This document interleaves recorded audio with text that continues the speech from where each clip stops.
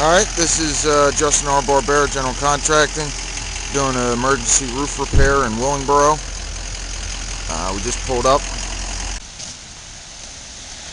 Alright, there's Bill ripping up the bad damaged shingles on a home in Willingboro. We're in the rain, we're doing an emergency repair.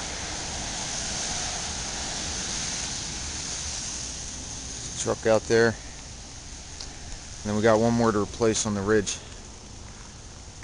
Alright, this is Bill making the emergency repair for Justin R. Barbera General Contracting. We're in the rain and we're just replacing 2 shingles on this side of the house. We just did the other 2, or the other 10 on the back side.